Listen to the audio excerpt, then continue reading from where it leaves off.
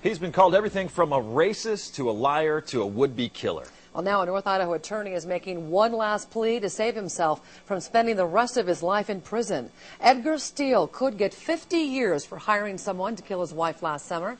That sentence would mean he would die in prison. So he spoke with our Melissa Luck, trying to clear his name one last time. Yeah, Edgar Steele is known to a lot of people around here for defending the Aryan Nations and some other really unpopular clients. But he didn't take the stand during his trial and didn't defend himself. Now he's taking one last stand against what he calls the tyranny and corruption of our government. 911, where's your emergency? It has all the makings of a Hollywood thriller. I just pulled into the Quaker State oil change and they went underneath my car. It begins with a man charged with hiring his handyman to blow up his wife. And they were going to do an oil change and they had found a pipe bomb on my car. We have a car coming to get serviced and it looks like they have a pipe bomb underneath the car. Prosecutors say not only did they find the bomb, they have Edgar Steele on tape, offering handyman Larry Fairfax money to make the hit. It didn't take a jury long to convict Steele. Now he's awaiting a sentence that could put him away for life. To be here is a shock, an injustice of the first order. At the request of the Federal Marshal's Office, we can't tell you where he's being held, just that it's a jail in North Idaho. Steele wanted to talk to us because he says his case is much more than a simple murder for hire. I always thought I'd like to end my career with one big case of involving real government tyranny and genuine wrongdoing that you could point to, and people would be marching in the streets, and lo and behold, ironically, I've almost got that case, and it's mine. Steele made a name for himself 10 years ago, representing those on the fringe. Seems a little paranoid about things government-related. The Magookin family, whose children held government agents at bay for days with guns and guard dogs. Then the Aryan Nations, in the case that bankrupted the movement. You can't talk about Steele without talking about his views on race. People live in North Idaho and they're here for the weather. They're here for the lack of population. They're here for the good shopping. They're here for the transportation. These are all acronyms, code words for living apart from other races. I don't use those code words. I just say I prefer to have my family living someplace where the neighborhood isn't riddled with the crime that comes with Mexicans and blacks living all around you. He lays out those views in his book, Defense of Racism, a book he sent to Barack Obama and Justice Secretary Eric Holder after the 2008 election.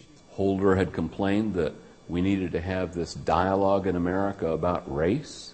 So I sent it to both of them with a note saying, I've been trying to have this dialogue for years. Here's my book. Did I annoy them with that? Is that what started all this, perhaps? I don't know. And by this, he means the corruption and conspiracy he says led to his arrest. He believes Fairfax, a man he calls an oafish North Idaho handyman, stole silver from him, then placed pipe bombs under his car to kill him. When the plot didn't work, Steele says Fairfax had an ace in the hole. I had told him about my difficulties politically with the ADL, with the SPLC, with the FBI. He knew about all this. All he had to do was make one phone call in order to be drafted into a scheme to put me down. You're giving Larry Fairfax a lot of credit for brains, but you've called him oafish as well. I don't mean to do that. He's shrewd like a weasel, okay? Not real bright, but shrewd and conniving. And he says the tapes ordering the hit were doctored, made to sound like him, or spliced together from other recordings of Steele found online. This would take a lot of resources. What makes you so important to them that they would do this? I've asked that question myself repeatedly. I didn't think I was very important. But they've been taking out the leaders of what we call the movement in America for years. And they're almost all gone to prison or dead. And now they're down to the second tier guys, and I'm one of those guys. At the time that Mr. Steele was arrested in this case, I didn't know who Edgar Steele was. At the time the FBI brought the case to our Coeur d'Alene branch manager's office, she was unaware of who Edgar Steele was. We simply didn't know who he was until we received allegations that he was involved in criminal conduct. U.S. Attorney Wendy Olson disputes every allegation of misconduct put forth by Edgar Steele. including his contention that the government wants him put away because of who he is, an outspoken white separatist, not what he's accused of doing.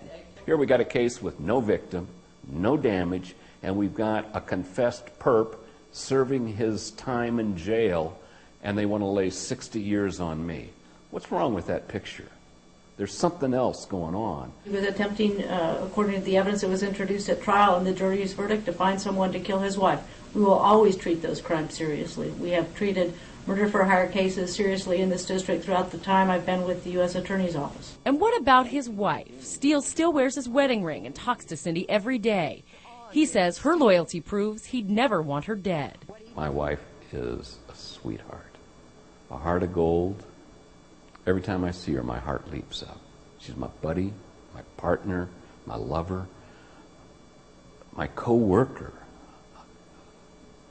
She's a part of me.